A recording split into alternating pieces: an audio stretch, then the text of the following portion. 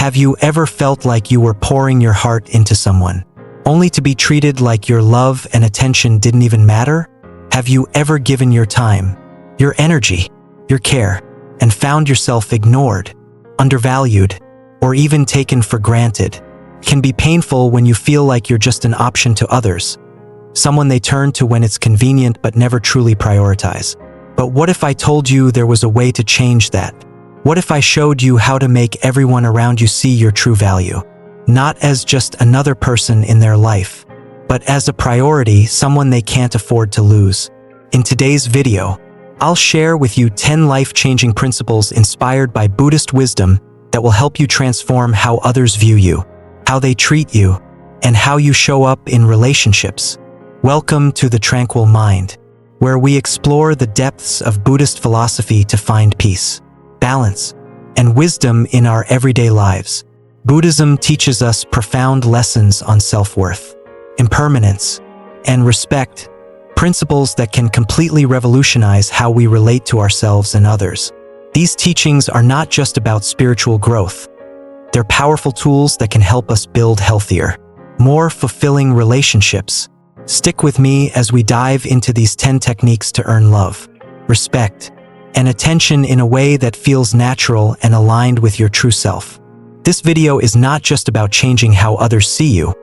It's about transforming your inner world to attract the love and respect you truly deserve. Let's get started. In the previous section, we touched on the Buddhist understanding of impermanence and how this deep, profound awareness can shape the way we approach our relationships. We learned that when we realize that everything around us is fleeting, it changes the way we experience the people and moments we care about. Now, let's explore how this understanding can be used not only to deepen your connection with others, but also to make people realize just how much they could lose if they don't treat you with the respect you deserve. The power of impermanence lies in its ability to make us fully appreciate the things we hold dear. The fear of losing something or someone forces us to confront the truth of their value. Without the awareness that things can slip through our fingers at any moment, we often take them for granted. This principle is not just a Buddhist idea but an essential aspect of our emotional lives that can guide us in making deeper, more meaningful connections. When you live with the awareness that you, like everything else, could be gone at any moment, you begin to prioritize what truly matters. This shift in perspective can make you a magnetic force in the lives of others. In Buddhist philosophy, the concept of attachment is seen as one of the root causes of suffering. We attach ourselves to people, places, and possessions, thinking they are permanent fixtures in our lives. However, when those attachments are broken or disrupted, the pain is often overwhelming because we fail to accept the truth that nothing lasts forever. The key to breaking free from this cycle is letting go, an essential Buddhist practice that encourages us to loosen our grip on the things we hold dear. When we let go, we allow ourselves the freedom to appreciate people and experiences for what they truly are: precious, yet impermanent.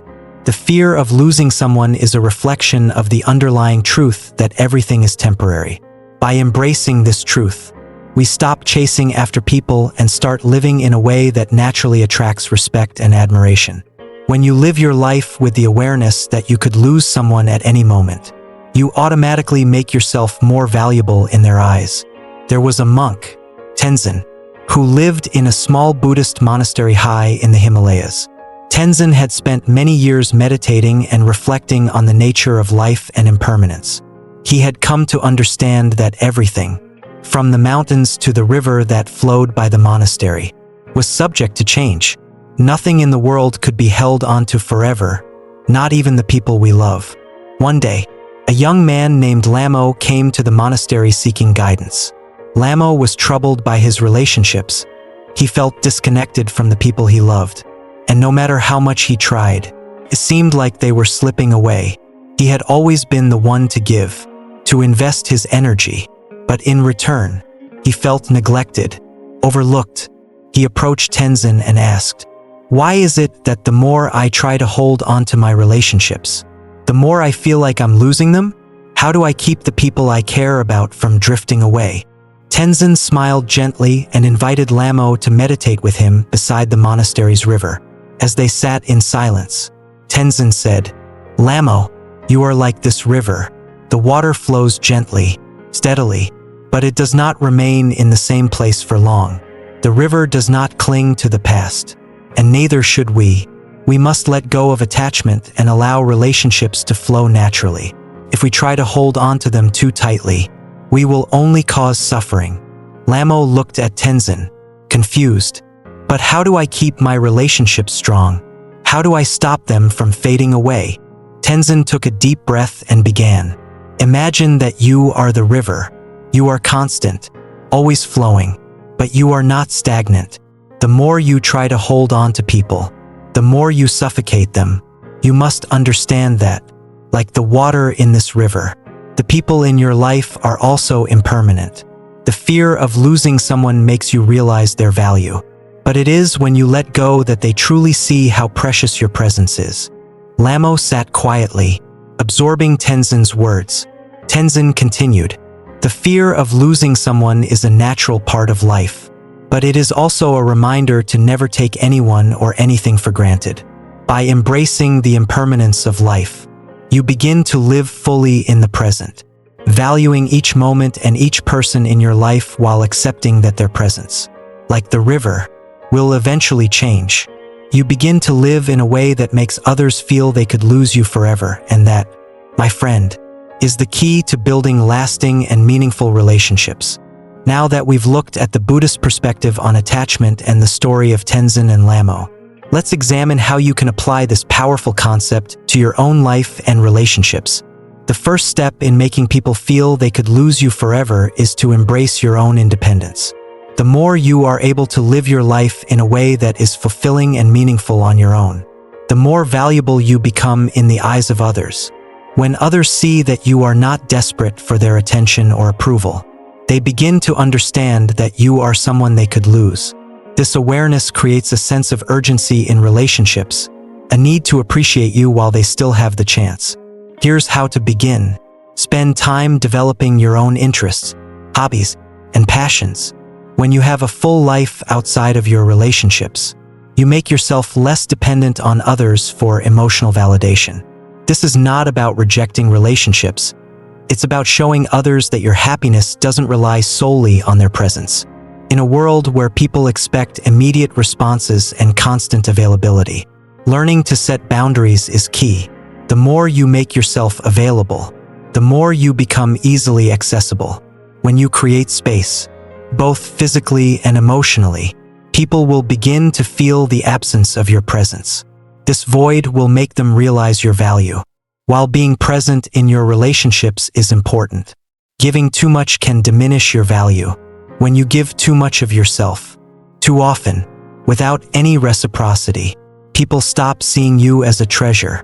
Instead, focus on being present but not overexposed. Show up in ways that are meaningful, and allow people to value your time and attention. Understand that life, and the people in it, are constantly changing. This is a profound truth of Buddhism that can help you detach from the need to control others. When you truly embrace impermanence, you stop holding on to relationships as though they are permanent fixtures. Instead, you allow them to flow naturally, understanding that each connection is valuable because it is not forever. Don't look to others to fulfill your emotional needs. When you rely on others for your happiness, you give away your power. Instead, focus on cultivating inner peace and happiness. When you are content on your own, others will notice, and they will feel the loss when you are not there. In the end, the true value of embracing impermanence lies in the ability to let go. It's when we let go of the expectation that people will always be there, that we begin to see them for who they truly are. By embracing this idea, you create space for others to value you on a deeper level. When others realize that your presence is not guaranteed, they will begin to treat you with the respect and care you deserve. This is not about playing games or using manipulation. It's about living in a way that naturally attracts people to you. You become a magnet, not because you are always available or constantly seeking attention, but because you embrace the fact that everything, even relationships, is temporary. By living with the understanding that nothing lasts forever, you automatically become someone whose absence is deeply felt. People will begin to prioritize you, to value you, and to cherish your presence in their lives. You will be a person they cannot afford to lose because they understand that, like everything else in life, you too could slip away at any moment. This powerful shift in mindset will not only change your relationships, but will also help you cultivate a deeper sense of self-worth. You will no longer chase after attention or seek validation from others. Instead, you will become a person who naturally commands respect and love, simply by living in alignment with the impermanent nature of the world. In the end, you will not just become someone who others could lose forever, you will become someone whose presence is irreplaceable. In the previous section, we explored how understanding the impermanence of life and relationships can help you make yourself more valuable in the eyes of others. When people realize they could lose you, they begin to cherish your presence.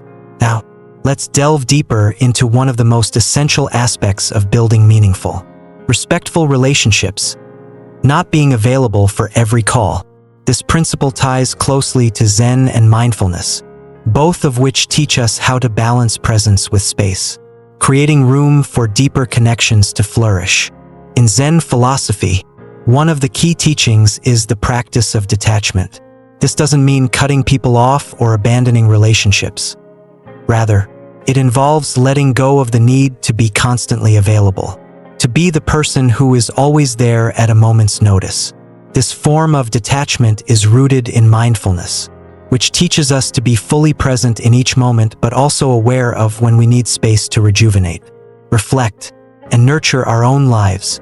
We often get caught up in the modern hustle of being constantly accessible, whether it's responding to messages, answering calls, or being present at all times for the people around us. This constant availability may seem like a form of service or devotion, but in reality, it can diminish your value in relationships.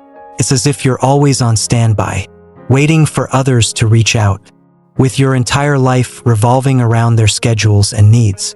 Zen wisdom teaches us that being available all the time does not necessarily mean you're being present in a meaningful way.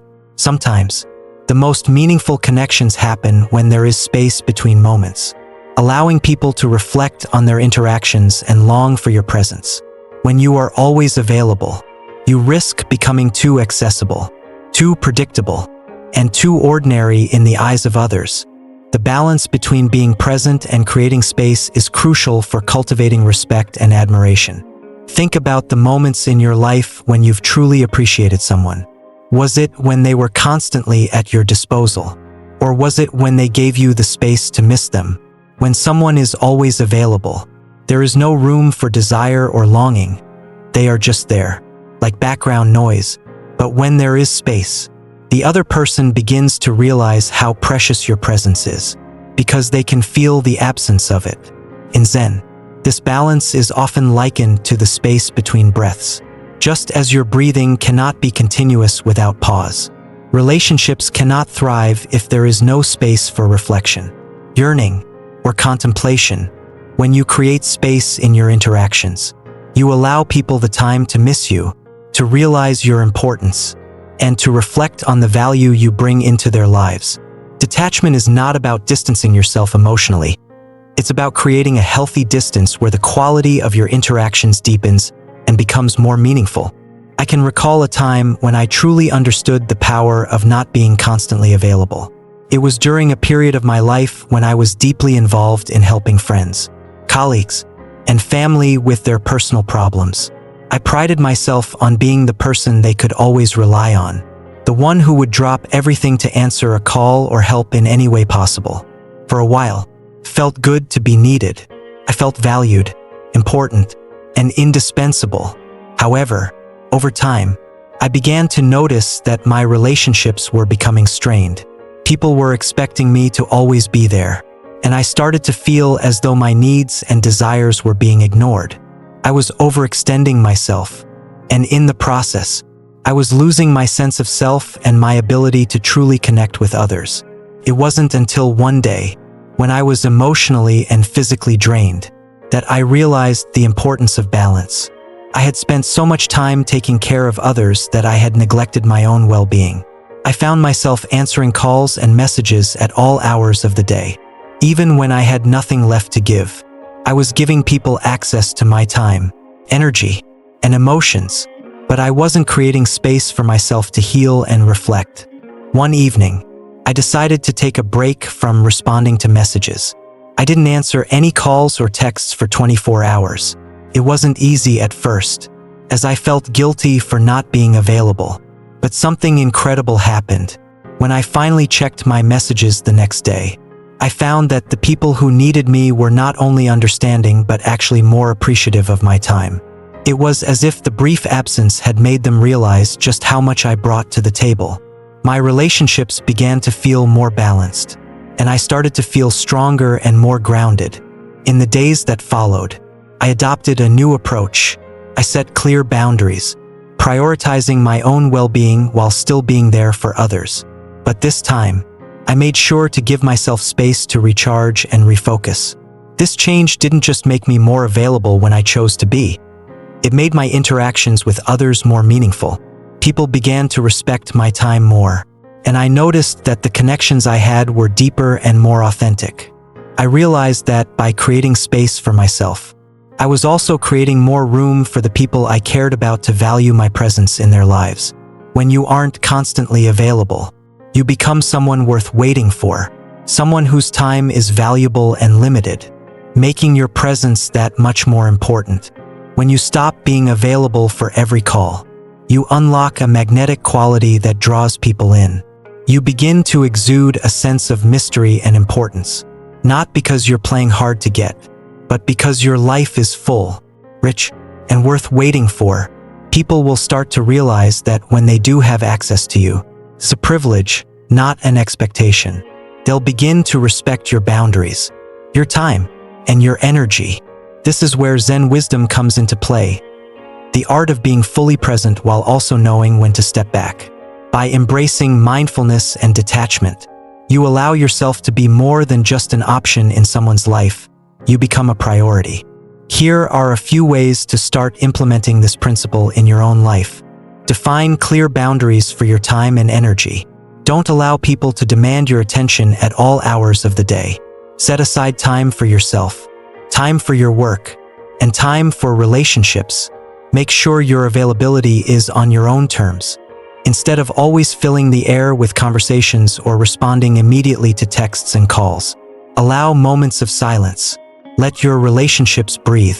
When you create space, people will be drawn to you because they begin to realize your worth. Make self-care a priority. Take time to recharge, reflect, and engage in activities that nourish your soul. When you focus on your own well-being, others will respect your need for space and appreciate your presence when it's available.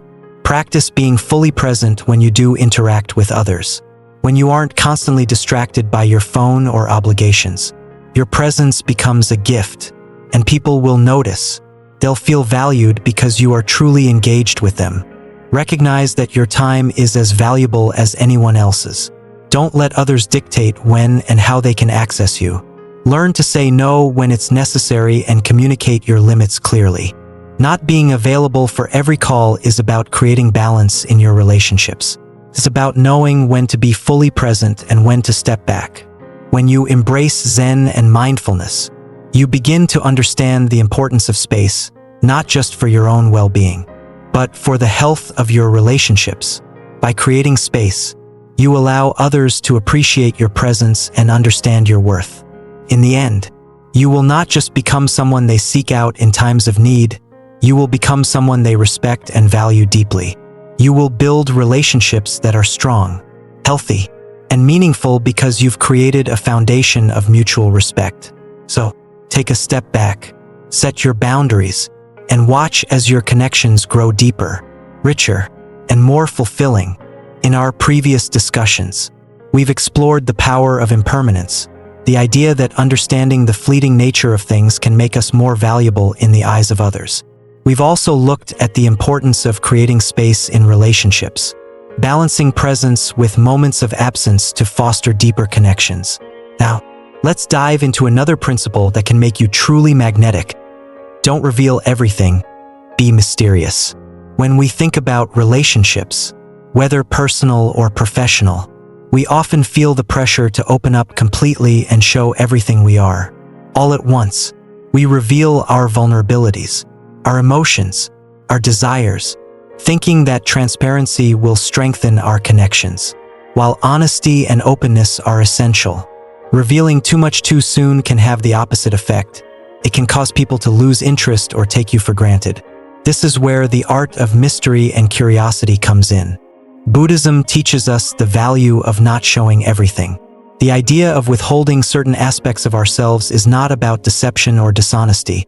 It's about creating space for curiosity and intrigue, drawing others into our world in a way that feels natural and enticing. Mystery is a tool that taps into one of the most powerful forces in human nature: curiosity. We are inherently drawn to the unknown. Think about the times you've been most captivated by someone. Was it when they shared everything about themselves up front? Or was it when they left something to the imagination? When people leave gaps for you to fill, your mind starts to wonder, to explore, and in this exploration, you often become more invested. In Buddhism, this idea of not showing everything can be linked to the concept of non-attachment. When we reveal too much of ourselves too soon, we risk making ourselves feel too available. We lose our sense of mystery, and in doing so, we risk devaluing ourselves. By maintaining a certain level of mystery, we create a space where others are encouraged to engage with us more deeply, to explore who we are, rather than simply seeing us as an open book. Let's take this concept further with a powerful metaphor from Zen teachings. In Zen, the process of personal growth is often compared to the slow unfolding of a flower. This metaphor highlights the natural beauty of revealing oneself in stages, allowing each part of the journey to be appreciated in its own time. Imagine a flower that blooms too quickly. While it may seem impressive at first, it loses the beauty of its gradual opening. It fails to captivate the observer, who may quickly move on because the mystery has been stripped away. The allure of the flower is lost because everything has been revealed too soon. In contrast, a flower that blooms slowly, petal by petal, invites a sense of wonder. Each layer of the bloom is a discovery, a journey that leads to deeper appreciation. This metaphor applies perfectly to our interactions with others. When you reveal too much of yourself right away, the process of discovery is cut short. People may lose interest because there is no mystery left to uncover. But when you let others discover you slowly, layer by layer, you create a sense of intrigue. They begin to notice the details, the subtle aspects of your personality, the unique qualities that make you who you are, and in this process, they become more emotionally invested. From a psychological standpoint, mystery is irresistible. It activates our curiosity and desire for discovery, which are primal human instincts. Think about the stories you've read or the movies you've watched. Often, the characters who leave the most lasting impression are those who have a bit of mystery about them, whether it's their backstory, their motivations, or their desires. The more we don't know about someone, the more our minds fill in the blanks, often leading us to be more captivated by them. This is the same reason why we're drawn to certain types of art, literature, or experiences. The unknown stirs something deep inside us, creates an energy that feels dynamic, and we want to know more, to uncover the truth behind what's hidden. In relationships, whether personal or professional, mystery creates a magnetic pull, drawing others to you because they are curious to see more, to learn more, to understand you more deeply. I remember a time in my life when I was going through a phase of personal growth. I had always prided myself on being open and transparent, believing that sharing everything about myself was the key to forming strong connections. However, I began to notice that in some of my relationships, things seemed to be moving too fast, too much, too soon, and as a result, the depth of the connection wasn't developing as I expected. I realized that I was giving away too much of myself too quickly. People were not curious about me anymore. They thought they already knew everything. There was no room left for discovery. I started to pull back, to to give myself time to reflect and focus on my own growth, and to leave more to the imagination. First, this felt uncomfortable. I had always been an open book, and withholding parts of myself felt strange. But what I discovered was fascinating. As I began to reveal myself more slowly, people became more interested. They asked more questions. They wanted to know more, and they began to appreciate me in ways they hadn't before. The mystery made them want to understand me on a deeper level. It wasn't about hiding who I was. It was about giving others the space to discover me in a way that felt natural and rewarding. One of the most profound examples came in a friendship I had with someone I'd known for a while. First, I was very open with them, sharing everything, my thoughts, feelings, and experiences.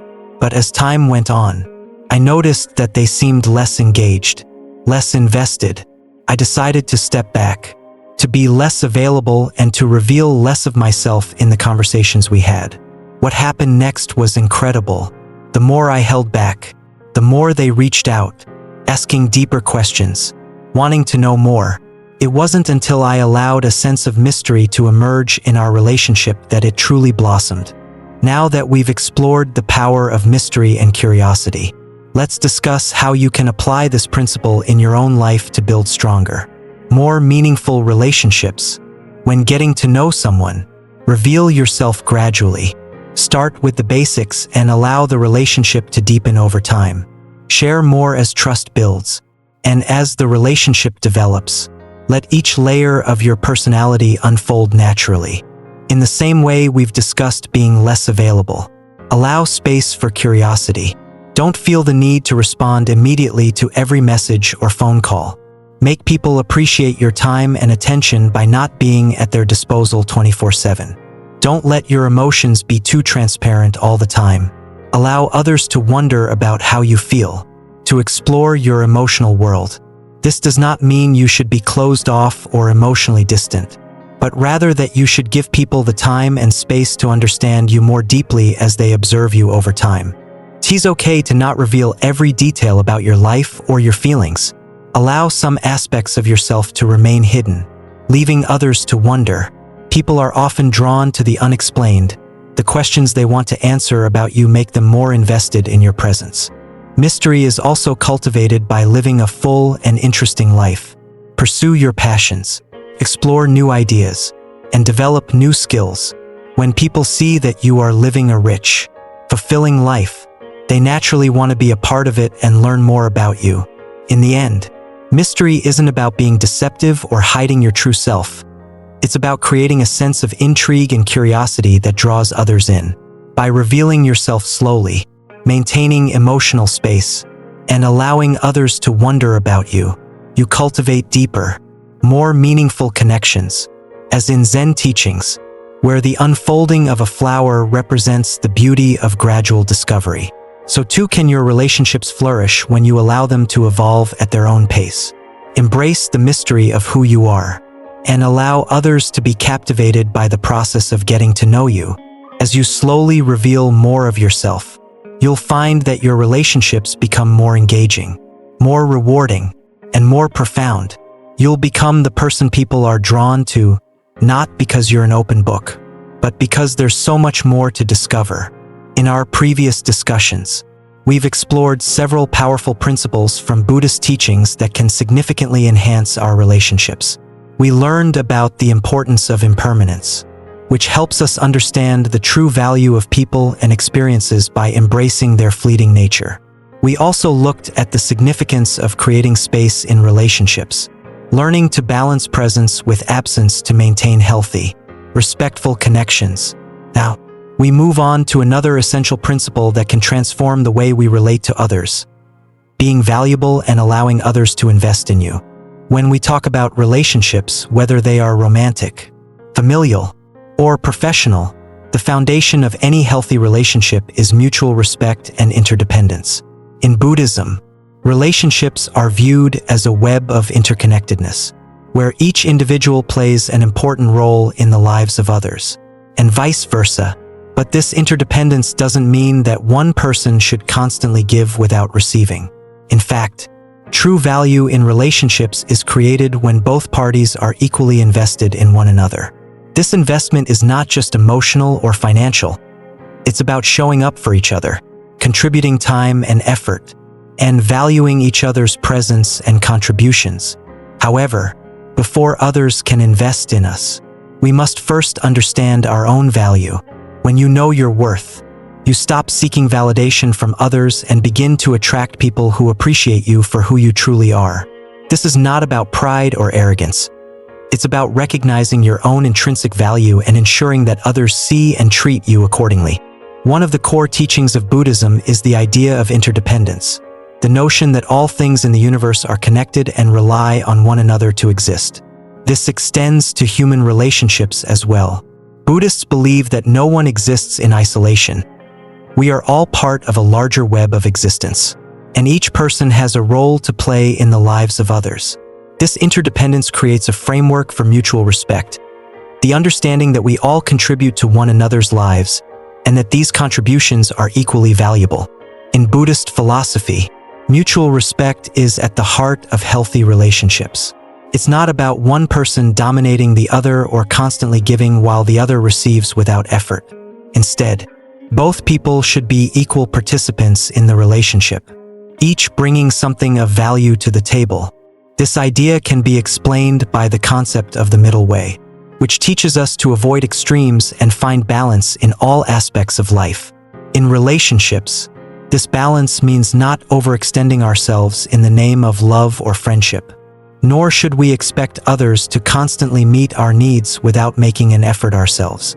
Mutual respect means recognizing that both people have unique needs, desires, and contributions, and these should be honored equally. When both people invest in each other, it creates a sense of mutual benefit, where both individuals feel seen, heard, and appreciated. This dynamic leads to deeper emotional connection, trust, and long-lasting bonds.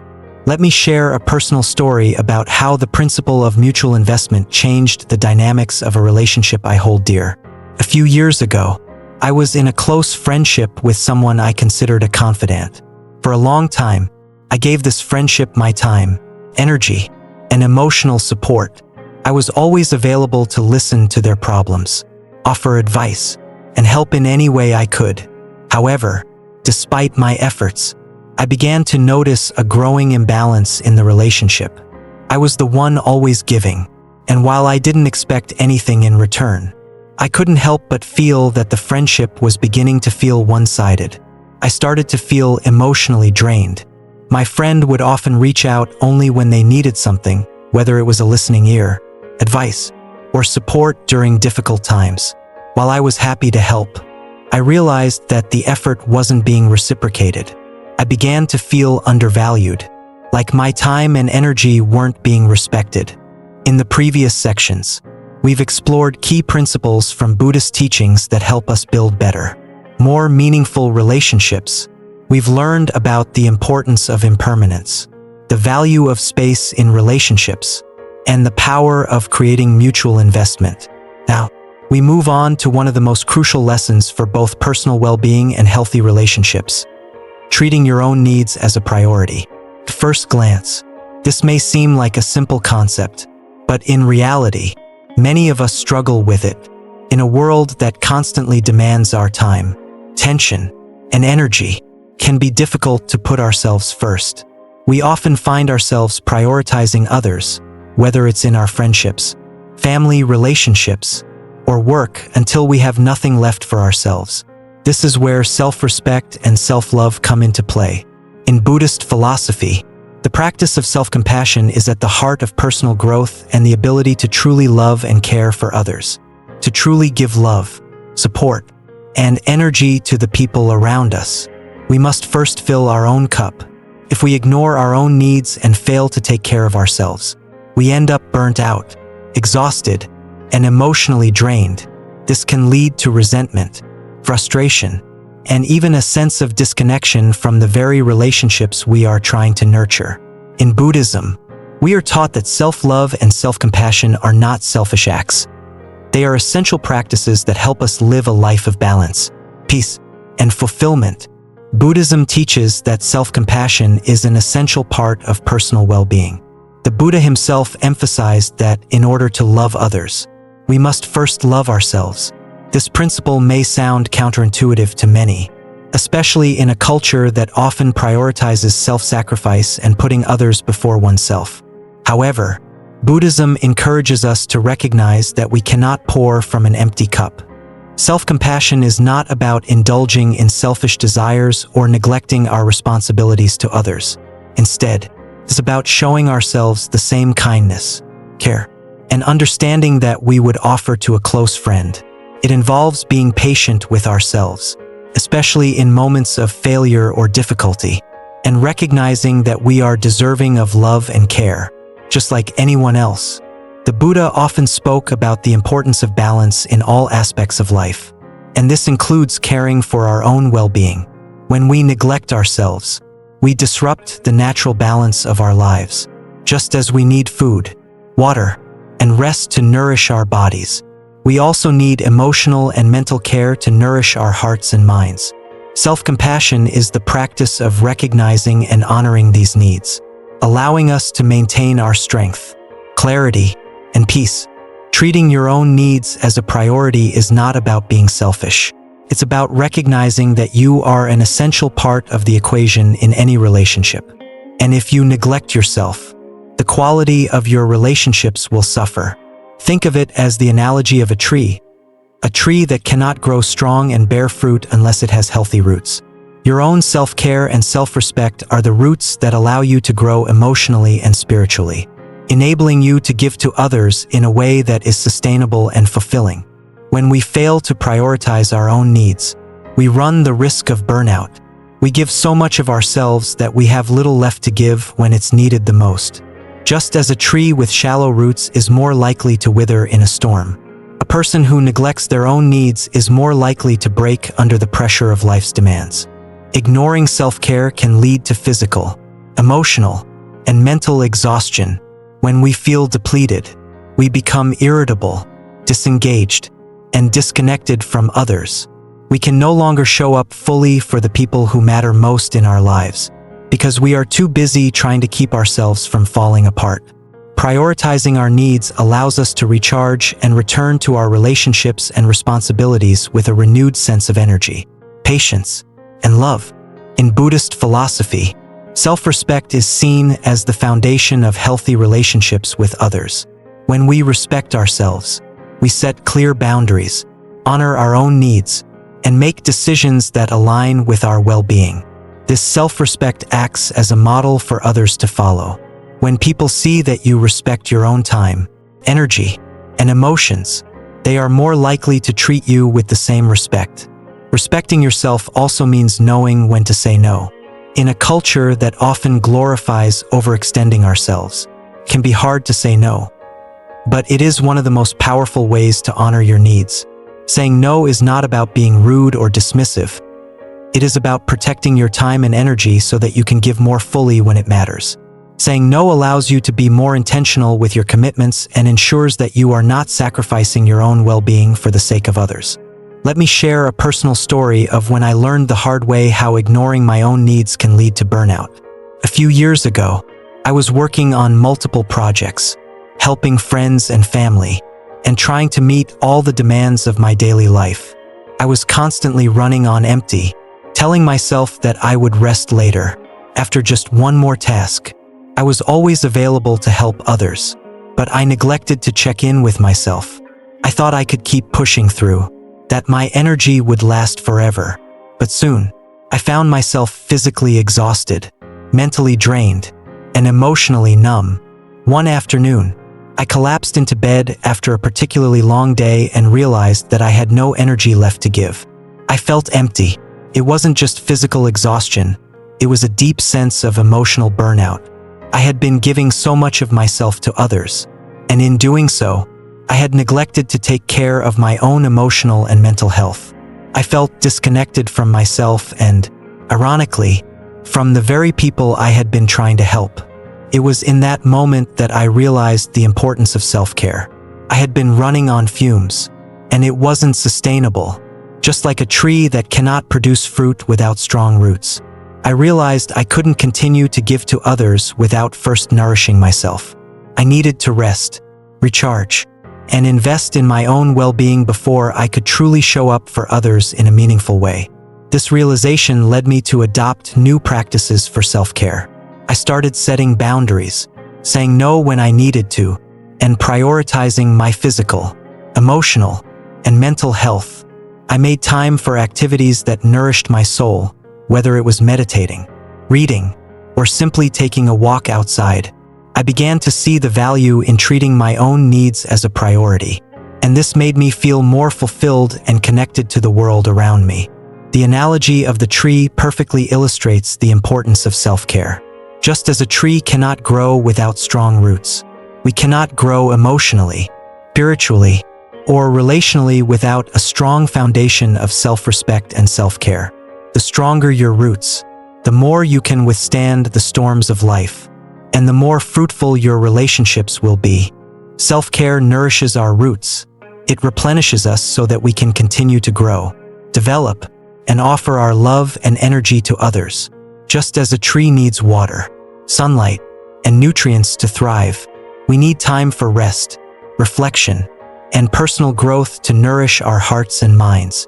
When we make self-care a priority, we not only protect our own well-being, but we also make ourselves better equipped to handle the challenges of life and serve others in a meaningful, sustainable way.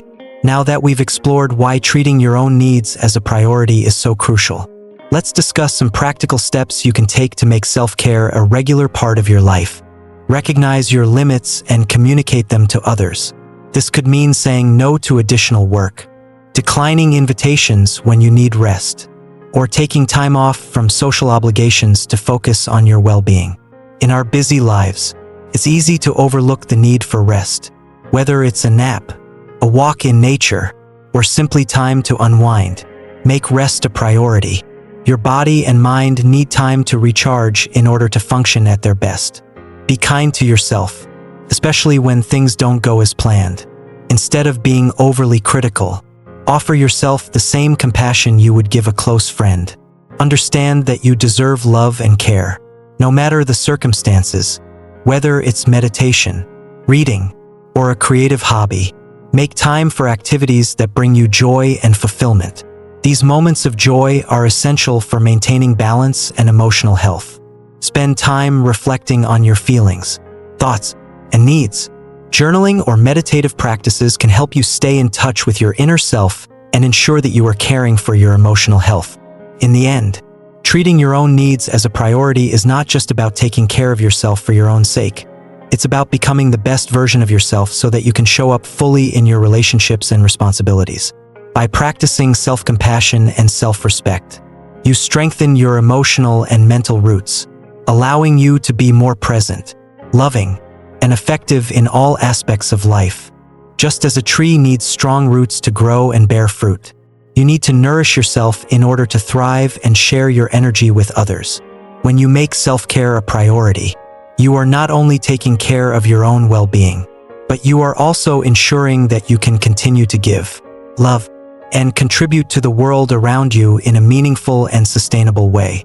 In our previous discussions, we've delved into several profound principles rooted in Buddhist philosophy that help us navigate relationships with wisdom and mindfulness.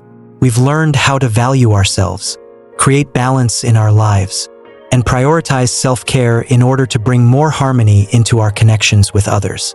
Now, we turn to a vital concept that can transform the way we approach our relationships. Don't make them the center of your life. In Buddhism, one of the core teachings is the idea of attachment, which is seen as a source of suffering. Attachment to people, outcomes, or possessions can lead to a sense of dependency and imbalance, which in turn creates unhappiness and dissatisfaction. The Buddha taught that true peace comes from the middle path, which emphasizes balance in all areas of life, avoiding extremes of attachment and detachment, while maintaining harmony within ourselves. This balance applies directly to how we engage in our relationships. When we make someone the center of our life, whether a partner, friend, or family member, we begin to lose our sense of self. we risk becoming overly dependent on them for our happiness, well-being, and sense of purpose. In the process, we often lose sight of our own passions, needs, and desires. Relationships should enhance our lives, not define them. By cultivating independence while remaining committed to those we care about, we can create a healthier, more fulfilling dynamic in our relationships. When we practice balance, we allow ourselves and others the space to grow, creating a foundation built on respect, mutual support, and understanding. The middle path is one of the most important teachings in Buddhism. It encourages us to find harmony between opposites, avoiding extremes in both thought and action. When it comes to relationships, the middle path teaches us that independence and commitment are not mutually exclusive. They can coexist harmoniously. If we become too attached to someone, we risk losing our independence and sense of self. We may begin to shape our lives around them, waiting for their approval or losing sight of our own goals and dreams. On the other hand, if we become too detached, focusing solely on our own needs and desires, we may fail to nurture meaningful connections and lose the opportunity for love and emotional intimacy. Buddhist philosophy encourages us to avoid these extremes and instead seek a balanced approach. Independence means knowing that your happiness and sense of worth are not solely dependent on someone else. It's about having the confidence to stand on your own, pursue your own passions, and maintain your individuality. At the same time, commitment means showing up for the people you care about, offering your support, love, and time. It's about investing in relationships without losing yourself in them. When we achieve this balance, our relationships become more meaningful. We no longer need to cling to others for validation or seek constant reassurance. Instead, we come from a place of inner strength and self-assurance, offering love and support from a place of abundance, not scarcity. This creates a healthier dynamic, where both individuals are free to grow while maintaining a strong, supportive connection. I once had a close friend, Maya, who went through a transformative journey of finding balance between independence and commitment in her relationships. At one point in her life, Maya found herself deeply attached to a romantic partner. She loved him, and they spent almost every moment together. While the relationship brought her joy, it also started to take a toll on her sense of self. She began to prioritize his needs over her own, canceling plans with friends, neglecting her career aspirations, and putting her personal passions on the back burner. The more she gave, the more she found herself losing her sense of identity. She started to feel empty, disconnected from the very things that had once brought her happiness. She wasn't doing things that brought her fulfillment outside of the relationship. Slowly, her sense of purpose began to erode. One day, after a particularly difficult conversation with her partner, where she expressed feeling overwhelmed by the imbalance in the relationship, Maya came to an important realization. She had put him at the center of her life, and in doing so, she had lost sight of herself. She had neglected her own needs, passions, and goals, and this had created emotional strain. Maya decided to take a step back and reestablish her independence. She took a break from the relationship to focus on herself, rediscover her passions, and rebuild the aspects of her life that she had neglected. She made a commitment to herself to prioritize her own well-being and personal growth. This period of self-reflection and growth wasn't about detaching from her partner entirely, but rather about regaining balance. Maya began to set healthy boundaries, balancing her time between her relationship, friends, career, and personal development. During this time, Maya reconnected with her love for painting, took up yoga, and even started a new business venture that had always been her dream. The more she invested in her own growth, the more she realized that her relationship, while important, was just one part of a much larger and richer life. When Maya and her partner finally resumed their relationship, it was stronger than ever. They both had space to grow individually and supported each other's goals and passions. Her newfound independence made her more attractive, not because she was detached, but because she was now whole. She was no longer dependent on him to fulfill her needs. This shift allowed them to engage in the relationship with a renewed sense of respect and mutual support. Maya's journey is a powerful example of how independence can strengthen relationships, rather than weaken them. By finding balance, both partners can grow individually while remaining committed to each other. Here are some key benefits of striking this balance. When you maintain your independence, it shows that you respect yourself and your own needs. This respect is reciprocated in the relationship. People are naturally drawn to those who are confident and self-sufficient. Maintaining your own passions, hobbies, and goals allows you to stay connected to who you are, rather than losing yourself in the relationship. You don't become dependent on someone else to validate your sense of worth. Independence creates space for both partners to thrive. You can give each other the freedom to grow, which leads to a healthier, more fulfilling dynamic.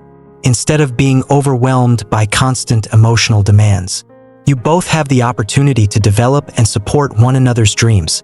When we put someone else at the center of our lives, it's easy to begin resenting them for not fulfilling all our needs. By maintaining balance, you avoid this, as both partners are responsible for their own happiness and well-being. When you're not constantly available or seeking validation from others, creates a sense of mystery and intrigue. People are drawn to those who have a rich, full life outside of the relationship, and this makes the connection more exciting and lasting. Practicing balance prevents emotional burnout. By ensuring that you nurture your own emotional needs, you avoid the feeling of being emotionally drained by the relationship. Here are some practical tips for finding balance between independence and commitment in your relationships. Focus on developing your own hobbies, interests, and passions.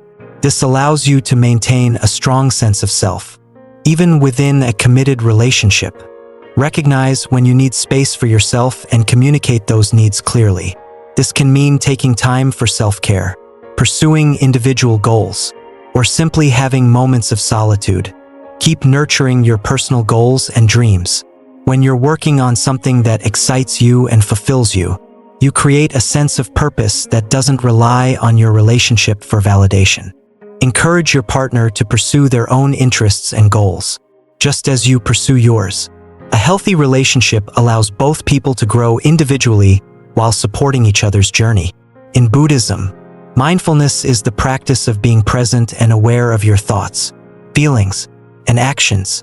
Practicing mindfulness in relationships helps you stay balanced by being aware of when you may be overly dependent or losing sight of your own needs. In the end, balance between independence and commitment is the key to a fulfilling, healthy relationship. By avoiding the extreme of making someone the center of your life, you allow both yourself and your partner the freedom to grow, develop, and thrive individually while still offering love, support, and commitment to each other. Independence does not mean detachment. It means maintaining a sense of self and ensuring that your own needs are met, which in turn allows you to be the best version of yourself for your relationship. Just as Buddhism teaches us to avoid extremes and walk the middle path, we can apply this wisdom to our relationships, ensuring that they are based on mutual respect, support, and personal growth. By finding this balance, we create a dynamic where both partners can thrive, leading to deeper connection, respect, and lasting fulfillment. In the previous sections, we've explored powerful Buddhist principles that can improve our relationships and help us achieve greater harmony in our lives. From understanding the impermanence of people and experiences to valuing our own worth and finding a balance between independence and commitment, we've learned that relationships require a deep sense of self-awareness, respect, and mutual growth. Now, let's dive into a concept that can truly transform the way we engage with others. Stop always initiating conversations. This principle is rooted in the Buddhist teachings of mindfulness and reciprocity, which encourage us to approach relationships with balance and respect. In our fast-paced, connected world, it's easy to fall into the trap of constantly reaching out to others, starting conversations, or keeping the communication flowing.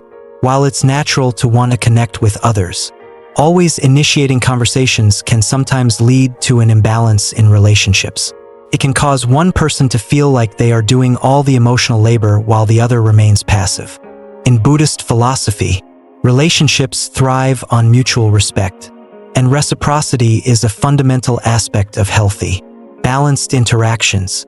We are taught to meet each other halfway, to listen as much as we speak, and to allow space for others to take initiative.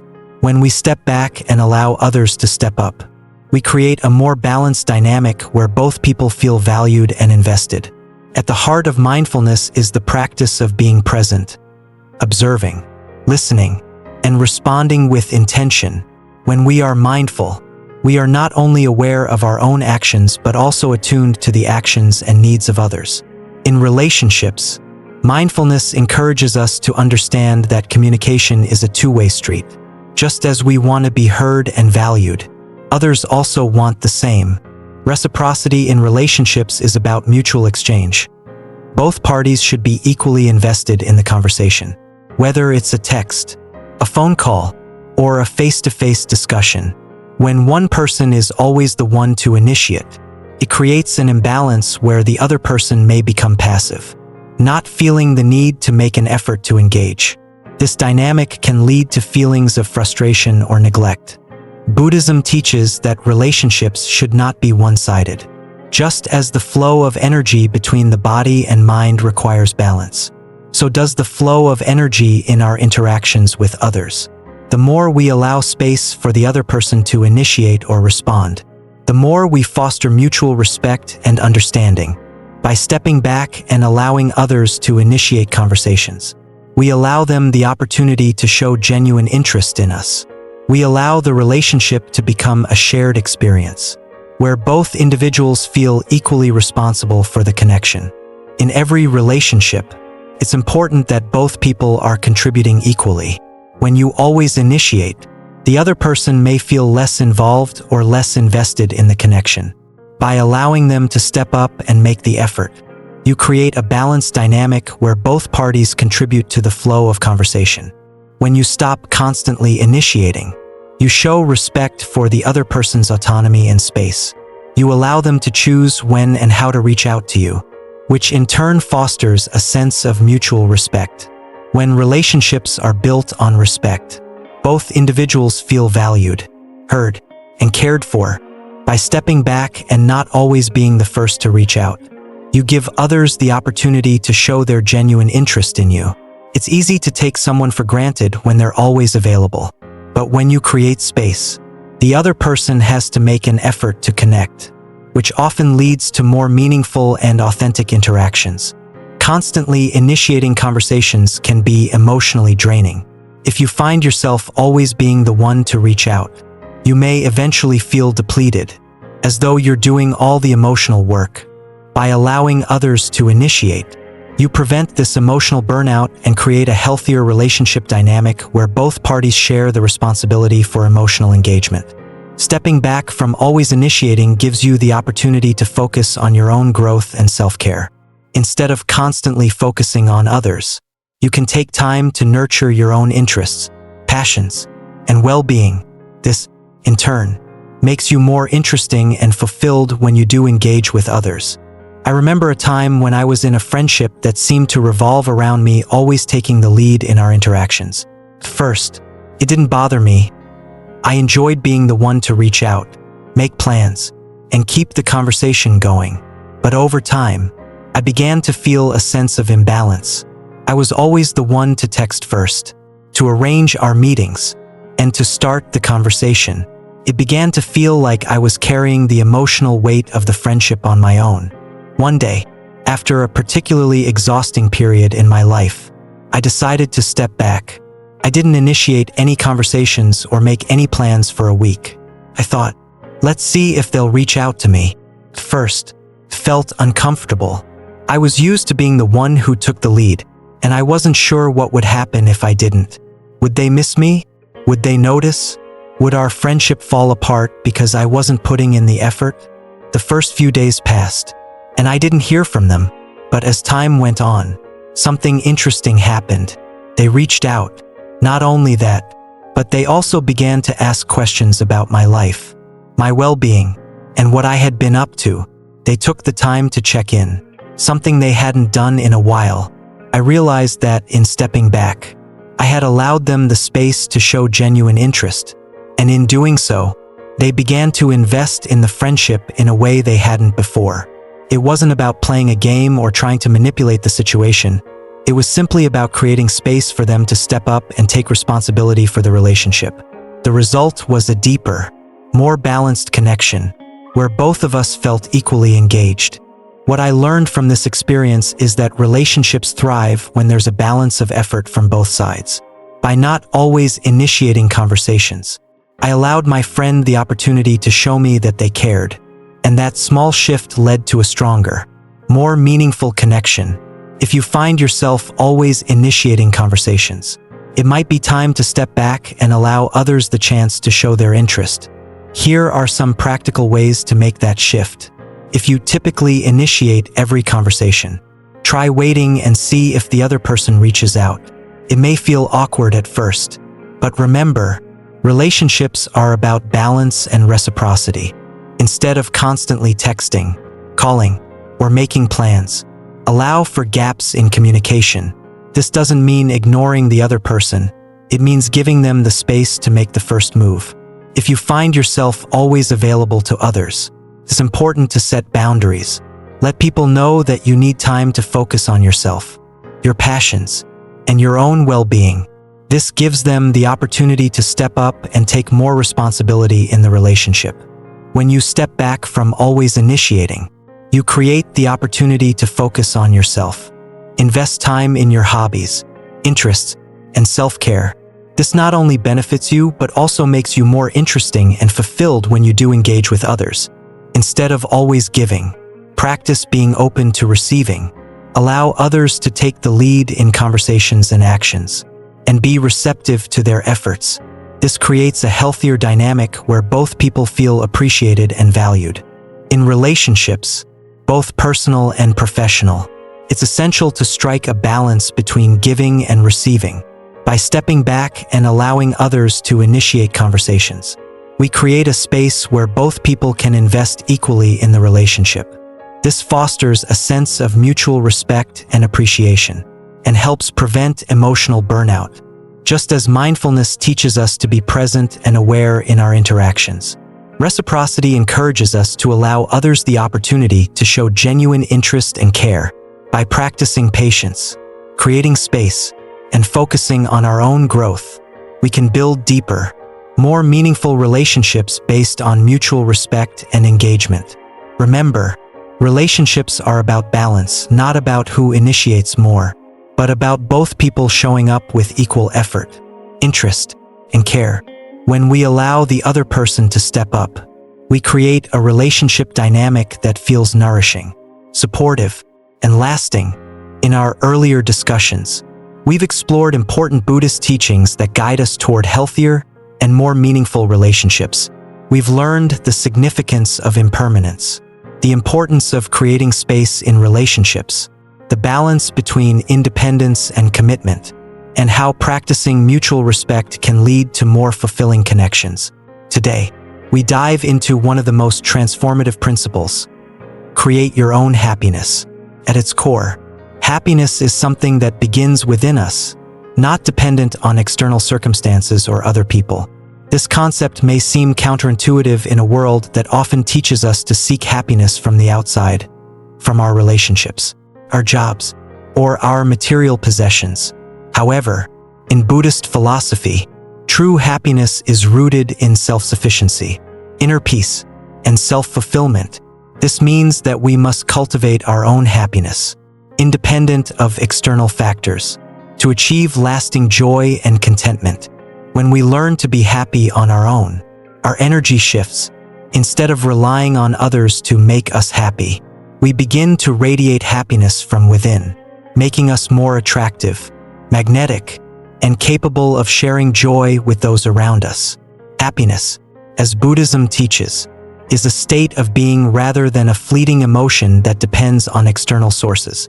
In this section, we'll explore why self-sufficiency in happiness is essential, and how creating your own happiness can profoundly transform not only your life but also your relationships with others. Buddhist philosophy emphasizes that true happiness comes from within.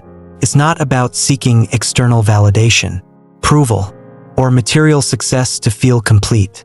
Instead, it's about cultivating a deep sense of inner peace and contentment, which arises from our connection to ourselves and the present moment. In Buddhism, detachment is often emphasized, but not in the sense of emotional numbness or withdrawal.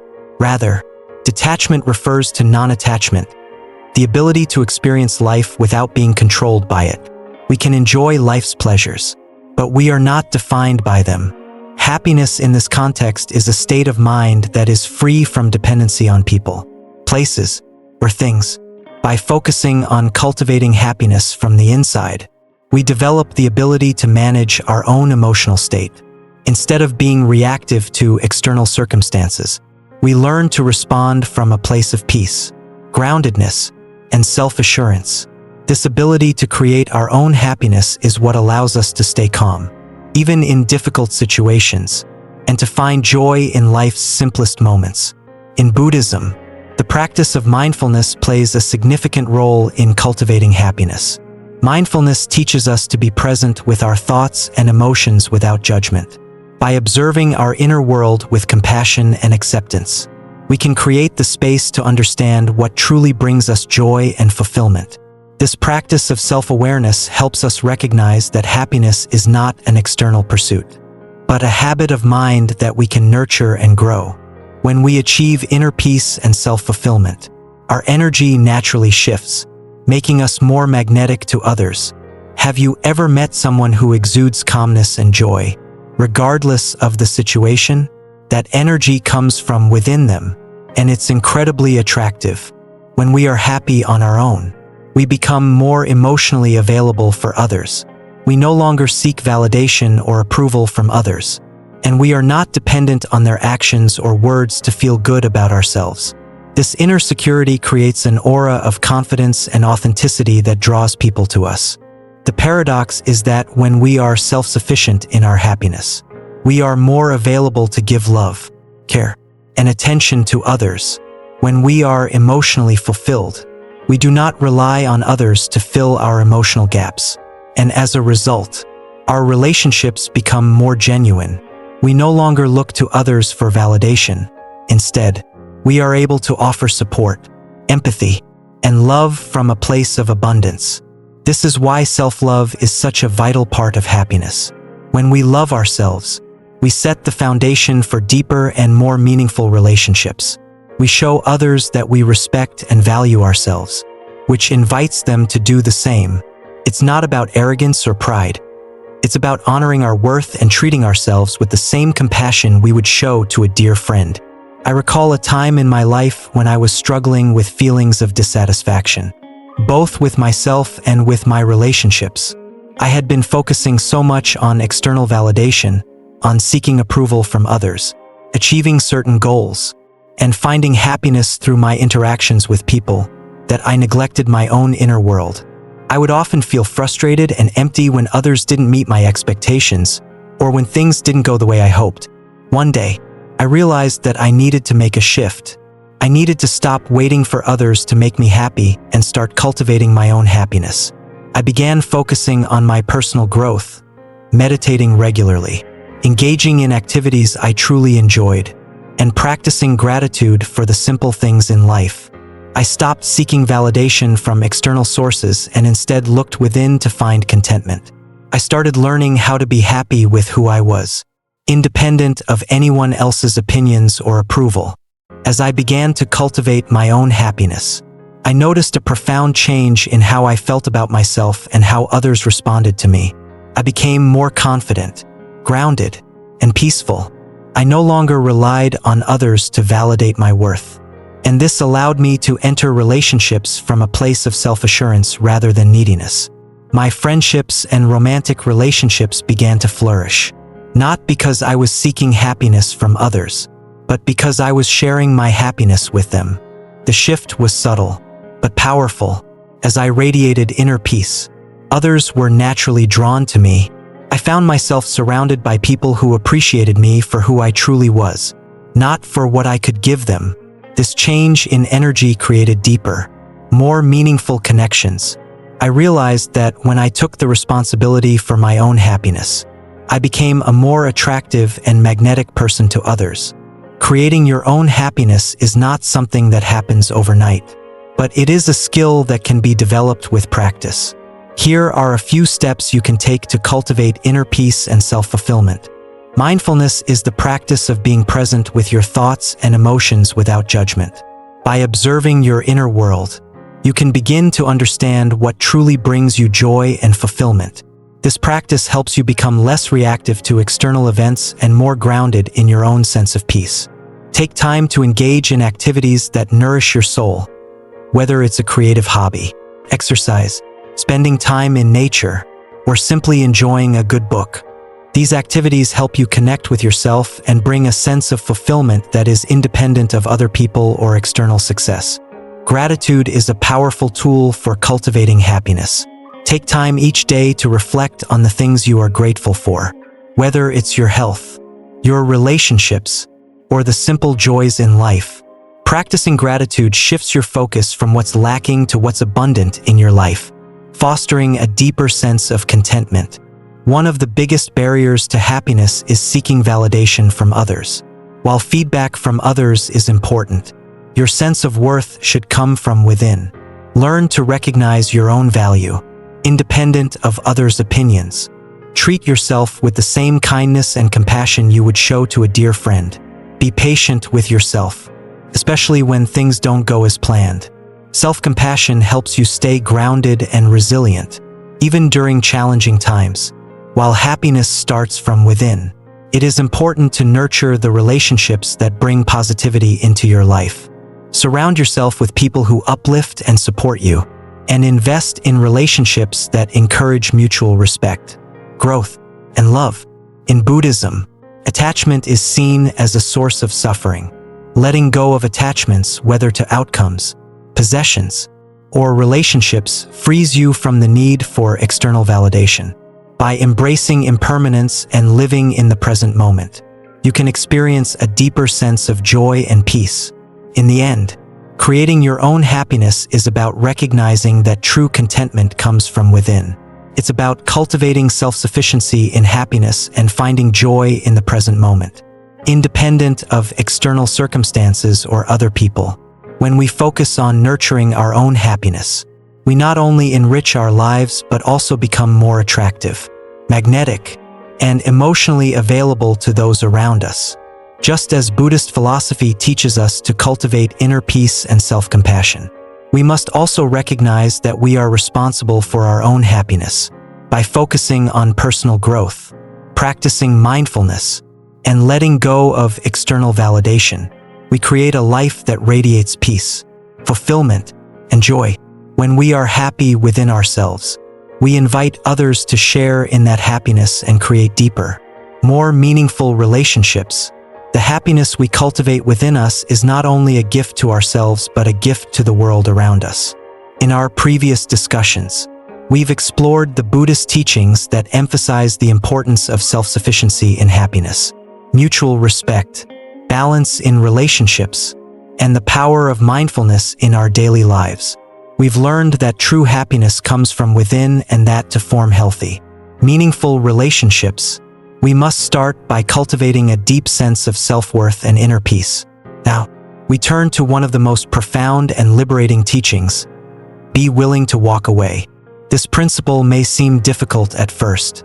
After all, many of us are taught to hold on tight to relationships, to fight for them, and to keep pushing through difficult times. But Buddhist philosophy offers a different perspective: impermanence and detachment. These teachings encourage us to recognize that not all relationships are meant to last forever. And sometimes, letting go is the most loving and liberating choice we can make, for ourselves and for others. Impermanence, one of the core teachings of Buddhism, reminds us that everything in life is transient, including relationships.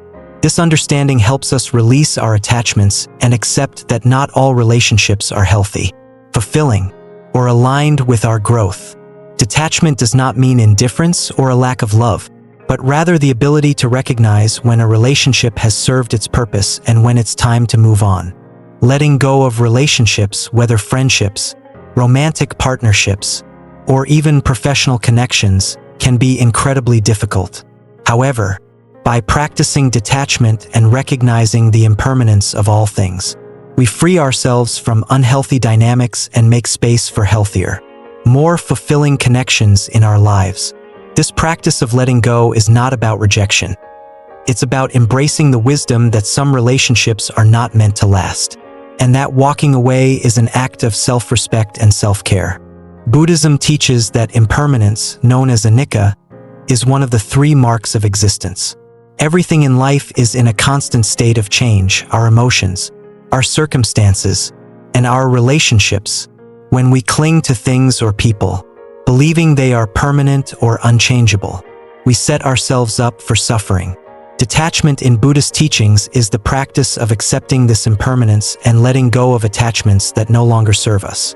Detachment does not mean that we should avoid relationships or disengage from life's experiences.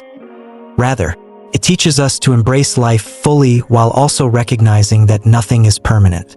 When we hold on too tightly to relationships that are no longer healthy or supportive, we create unnecessary suffering for ourselves.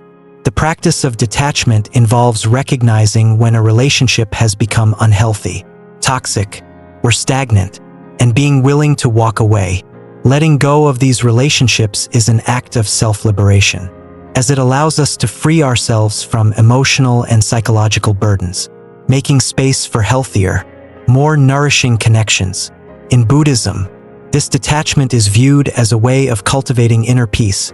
By letting go of things that no longer align with our well-being, we create room for personal growth and spiritual development. Choosing to walk away from a relationship that no longer serves you is not an easy decision, but it can be incredibly powerful.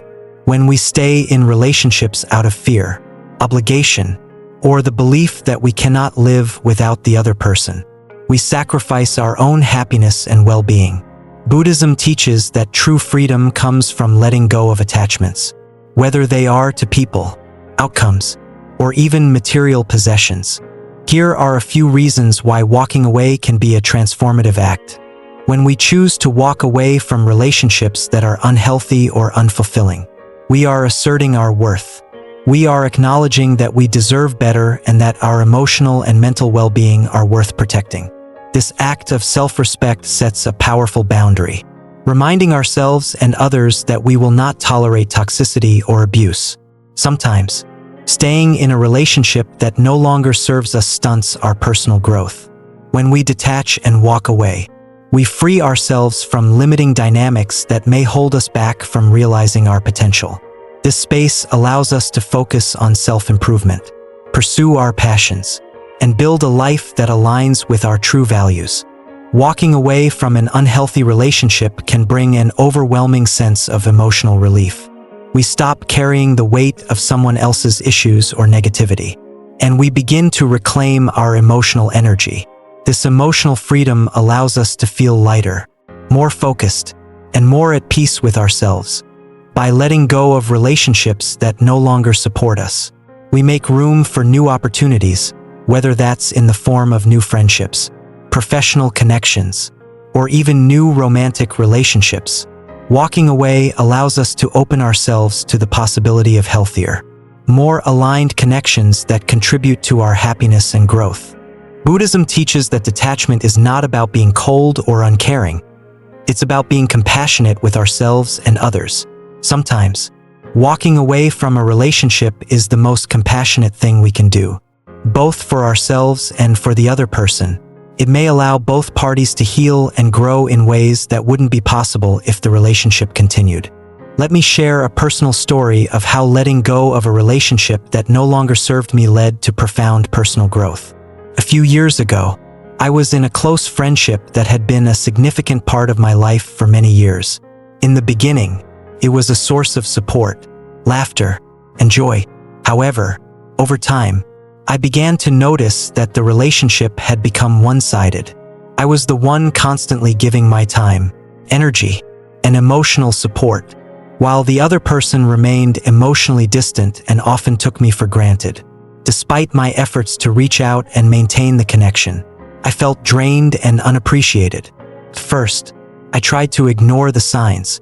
I told myself that friendships go through ups and downs, and that things would get better. But over time, it became clear that this dynamic was not going to change. I felt emotionally exhausted, and the relationship was no longer bringing me joy or growth. It was simply draining. After much reflection and inner work, I realized that in order to protect my well-being, I needed to walk away. This wasn't an easy decision, as I had invested a lot of time and energy into the friendship.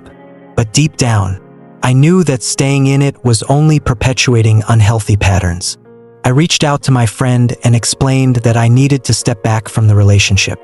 I explained that I valued the moments we had shared, but that I had reached a point where the dynamic was no longer serving me. While it was a difficult conversation, it was also liberating. I recognized that letting go was not an act of rejection. It was an act of self-respect and self-compassion. In the months that followed, I felt an incredible sense of relief. The emotional weight that had been holding me down was gone, and I had the space to focus on my own growth. I reconnected with my own passions, invested more time in nurturing healthy relationships, and found a sense of peace that I hadn't felt in a long time. Letting go of that friendship was one of the most transformative decisions I've ever made. It wasn't easy, and there were moments of doubt, but it ultimately led to personal growth, emotional healing, and a deeper sense of inner peace. I realized that sometimes, the best way to honor ourselves is to walk away from relationships that no longer serve us. No matter how painful it may be, knowing when it's time to walk away from a relationship can be challenging. We often hold on, hoping things will improve or fearing the unknown. However, there are key signs that may indicate it's time to let go. If you are always the one initiating contact, making plans, or investing emotional energy, and the other person is consistently indifferent or unavailable, it may be a sign that the relationship is no longer balanced. If you find yourself feeling drained, anxious, or unappreciated after spending time with someone, it's important to assess whether this relationship is contributing positively to your life. A relationship that lacks mutual respect, where boundaries are ignored or your needs are consistently dismissed, is a sign that it may be time to walk away. Relationships should help both parties grow. If you find that you're stuck in unhealthy patterns or the relationship has stopped evolving, it might be time to let go. If the relationship is abusive, whether emotionally, physically, or mentally, it is crucial to walk away for your own well-being and safety. Letting go is not about rejecting the person or the relationship. It's about honoring yourself and recognizing when a relationship no longer serves your well-being. By embracing the Buddhist teachings of impermanence and detachment, we free ourselves from unhealthy attachments and make space for more fulfilling, balanced relationships. Walking away is an act of self-liberation, allowing us to reclaim our emotional energy and create space for growth and healing. While it can be difficult to let go, it is often the most compassionate choice we can make, for ourselves and for the other person involved. By practicing detachment and impermanence, we cultivate the wisdom to recognize when it's time to walk away, freeing ourselves to live more authentically, peacefully, and joyfully. As we've explored in previous sections, the core principles of Buddhism, impermanence, mindfulness, balance, and self-compassion, help guide us toward healthier and more meaningful relationships. These teachings encourage us to live with intention, to cultivate inner peace, and to build relationships that are grounded in mutual respect and understanding. One of the most powerful and transformative lessons from Buddhism that can profoundly affect how we navigate relationships is the concept of emotional detachment. In a world where we are often encouraged to pour our hearts and souls into our relationships, it can be difficult to imagine the idea of emotional detachment. Many of us fear that detaching emotionally from others means we are being cold, indifferent, or unloving. However, Buddhist teachings on emotional equilibrium show us that true emotional health and stability come from being able to love and care for others without becoming overwhelmed or consumed by attachment. Emotional detachment is not about cutting off emotions or abandoning people. It is about finding balance, where our emotional investments don't cloud our judgment or create unnecessary suffering. Buddhism teaches that attachment leads to suffering because it causes us to cling to things, people, or outcomes as though they are permanent and unchanging. This attachment often results in fear, anxiety, and disappointment when the things we cling to inevitably change or fade away. The concept of emotional equilibrium involves cultivating the ability to care deeply and love sincerely without becoming overly dependent on anyone or anything for our happiness. The Buddha taught that attachment is one of the root causes of suffering. While emotions like love and compassion are essential in relationships, Buddhism emphasizes that we should practice detachment, not in the sense of being emotionally distant or uncaring, but rather in the sense of not allowing our emotions to become overwhelming or all-consuming. This balance is the foundation of emotional health and well-being. The practice of detachment encourages us to release the tight grip we often have on our emotions, allowing ourselves to experience life more freely. By learning to detach emotionally from unhealthy patterns or excessive expectations, we avoid the emotional roller coaster that can come from seeking validation, approval, or a sense of self-worth from external sources. Emotional attachment can manifest in many ways, especially in our relationships. We may become attached to the idea of a perfect partnership, the way someone makes us feel, or the idea that a person will always be there for us. This attachment often leads to expectations, and when those expectations are not met, can create disappointment, frustration, and pain. In a healthy relationship, both individuals are free to be themselves and to grow independently, while still offering love and support to each other. When emotional attachment becomes overwhelming, can create codependency, where one person relies too heavily on the other for emotional stability or happiness. This dynamic stifles growth and can lead to unhealthy patterns of behavior, where the relationship becomes more about clinging to each other rather than allowing both people to thrive. Buddhism teaches that by cultivating emotional detachment, we can maintain a healthy sense of independence in our relationships. This doesn't mean withholding love or affection. It simply means learning how to love without the fear of loss or the need for constant reassurance. Emotional detachment allows us to make clear-headed decisions in relationships, where we can love freely, without becoming entangled in overwhelming attachment.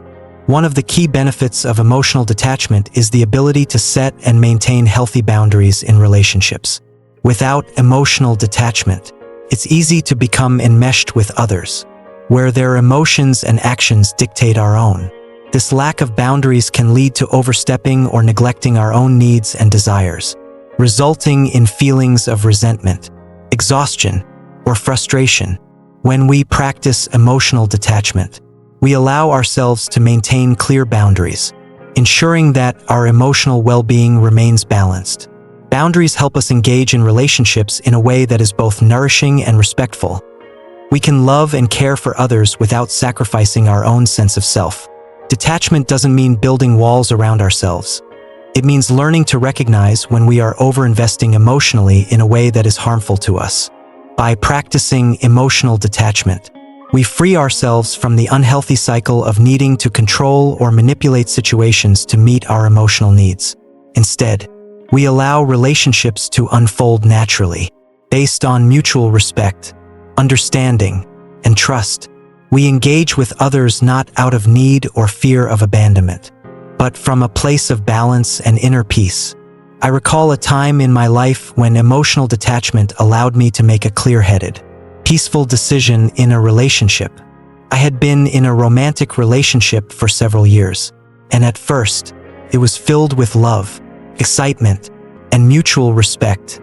However, over time, I began to notice subtle changes. My partner became more distant, and we started to have fewer meaningful conversations.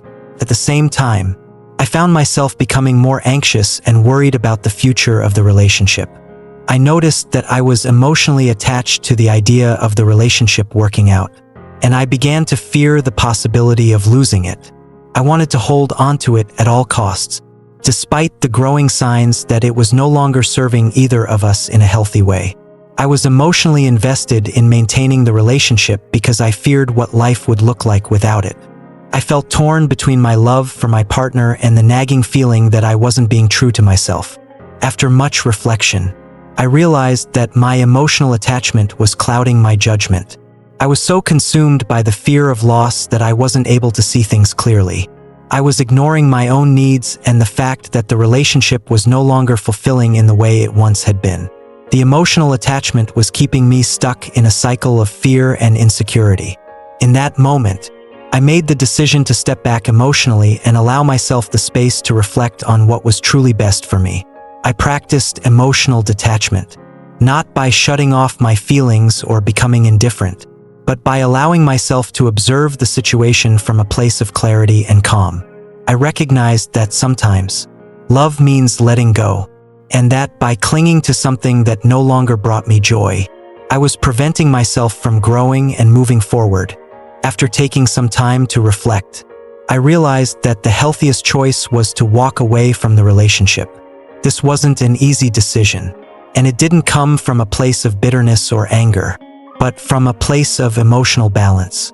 By detaching from my fear of loss and attachment to the outcome, I was able to make a decision that honored my own emotional well-being. This experience taught me that emotional detachment is not about being cold or unfeeling.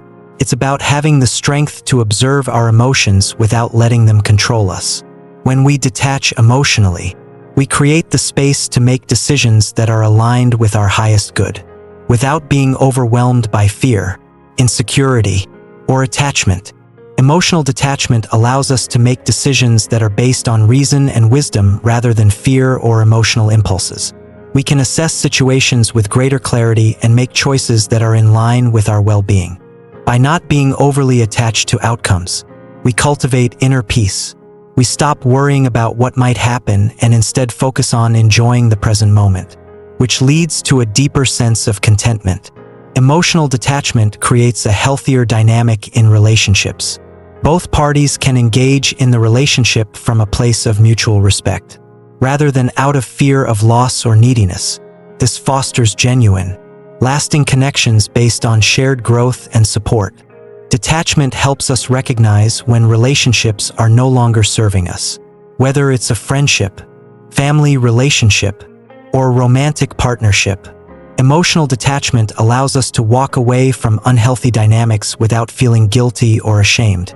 By practicing emotional detachment, we free ourselves from the limitations of unhealthy attachments, which allows us to grow as individuals. We learn to prioritize our own emotional health and well-being, which ultimately leads to a more fulfilled, empowered life. Mindfulness is the practice of being present with your thoughts and emotions without judgment. By observing your emotional reactions, you can begin to detach from them, allowing you to respond with greater clarity and composure. Embrace the Buddhist teaching of impermanence. Recognize that relationships, like everything else, are subject to change. By accepting the transient nature of life, you can cultivate a sense of peace and detachment. Establish emotional boundaries that protect your well-being. This means recognizing when a relationship is becoming unhealthy or draining and being willing to step back if necessary. Prioritize your own emotional well-being. Engage in activities that nurture your mind, body, and spirit, and create space for personal growth and reflection. Let go of the desire to control the outcome of relationships. Instead, focus on enjoying the process of connection without clinging to any specific result. In the end, emotional detachment is not about cutting off our feelings or becoming indifferent to others. It is about finding a balance where we can engage deeply in relationships without becoming overwhelmed by attachment. By practicing emotional detachment, we free ourselves from the fear of loss and the need for constant validation, allowing us to make decisions that are grounded in wisdom and peace. Through detachment, we create the space for true personal growth and build relationships that are based on mutual respect, support, and love. Emotional detachment is an empowering practice that helps us navigate life with greater clarity, balance, and inner peace. ultimately leading to healthier, more fulfilling relationships. As we come to the end of this transformative journey through the teachings of Buddhist philosophy, let's take a moment to recap the 10 rules we've explored together. These principles, rooted in the wisdom of Buddhism, guide us toward building relationships that are not only healthy and fulfilling but also nourishing for our own personal growth. At their core, these rules are about embracing inner peace, cultivating balance, and practicing mutual respect in all areas of life. Make people feel they could lose you forever. Recognizing your intrinsic value and embracing the fear of loss helps others understand your worth. Don't be available for every call. Creating space in your relationships allows people to appreciate you more. Don't reveal everything. Be mysterious. Sharing yourself gradually fosters curiosity and deeper connections. Be valuable and allow others to invest in you.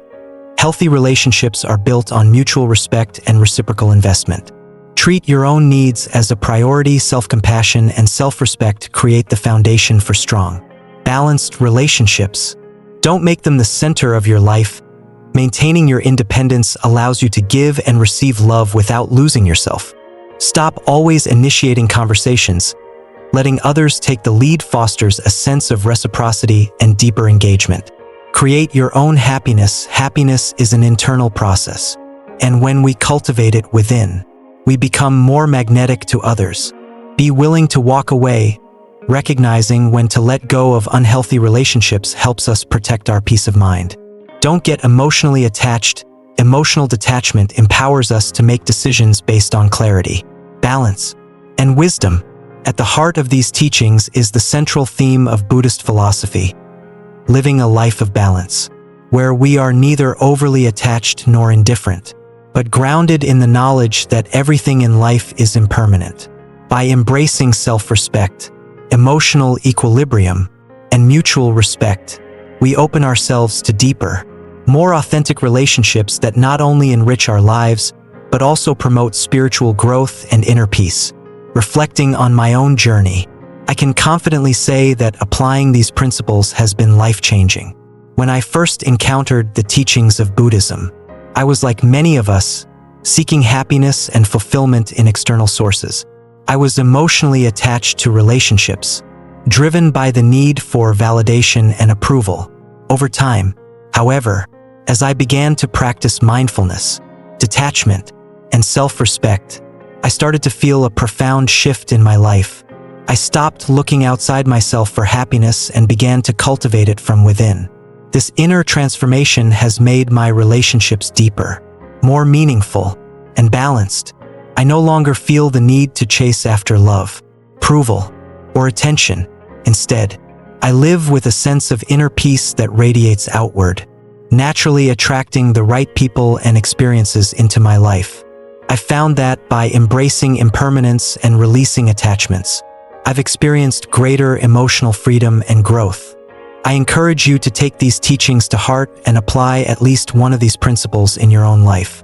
Start small, whether it's practicing emotional detachment, setting clearer boundaries, or taking time to cultivate your own happiness. Reflect on how each principle can enhance your relationships and bring you greater peace of mind.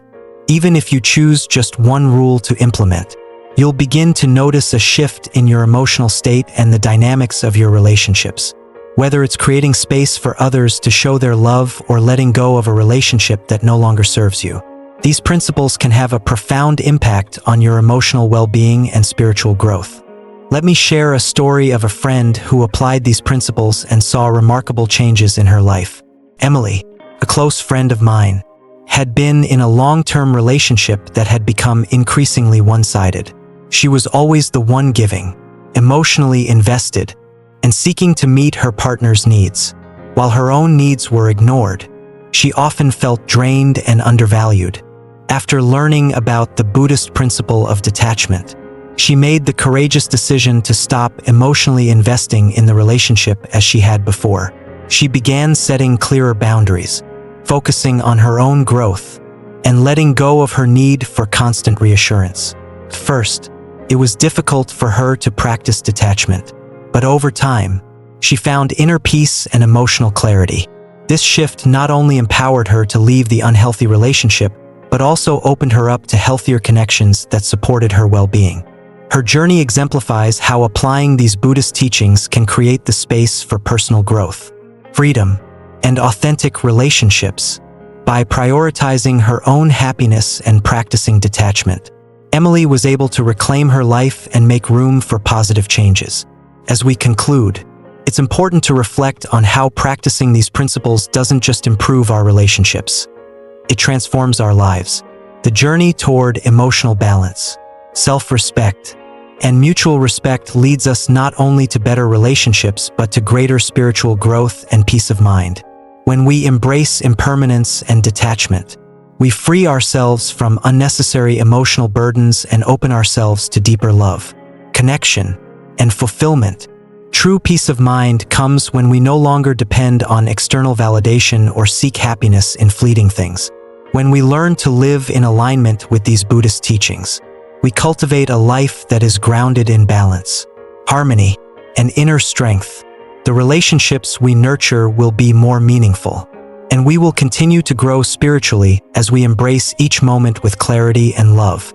As we close, I'll leave you with a quote from the Buddha, which encapsulates the wisdom that we've explored today. You, yourself, as much as anybody in the entire universe, deserve your love and affection. Buddha, let this be a reminder that by practicing self-respect, balance, and emotional detachment, we honor our own worth and create the foundation for more meaningful relationships and a peaceful, fulfilled life. Thank you for joining me on this journey, and I invite you to continue following these principles as you navigate your own relationships and life.